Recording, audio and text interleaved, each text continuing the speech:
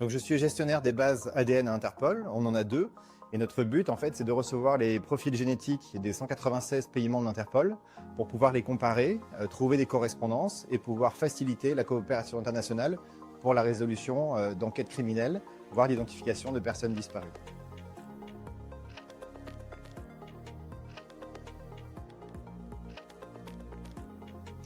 Milipol, je pense que c'est un salon exceptionnel pour pouvoir voir ce que les pays font mieux que nous. Et en fait, pouvoir s'inspirer, avoir des nouvelles idées, rencontrer des collaborateurs étrangers qui ont des missions similaires aux nôtres, pour pouvoir essayer de nouer des coopérations, des échanges, et pouvoir ensemble faciliter la coopération internationale, l'envoi et l'échange de données biométriques notamment, pour pouvoir arriver à identifier des criminels, mais également des personnes disparues.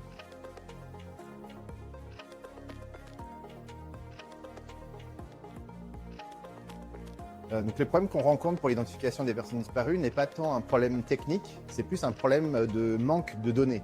C'est-à-dire que les pays ne transmettent pas forcément à Interpol les données ADN qui proviennent de corps non identifiés ou de familles de proches de disparus qui ont disparu dans leur pays.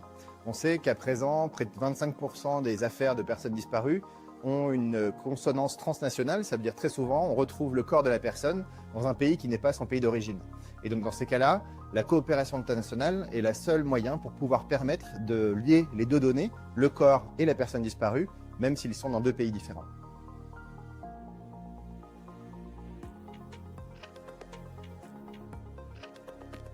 Donc on sait que l'ADN a commencé il y a une trentaine d'années. À l'époque, il fallait une grande quantité de matériel biologique pour pouvoir obtenir un profil génétique.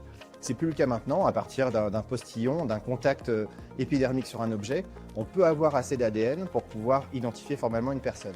Et donc dans ces cas-là, il suffit de pouvoir récupérer les scellés d'origine de l'époque, il y a 30 ou 40 ans, de les réanalyser avec des techniques contemporaines pour obtenir un profil génétique et ensuite l'échanger avec d'autres pays pour voir si dans leur base ADN nationale, il pourrait y avoir une correspondance pour faciliter l'identification du suspect ou de la victime.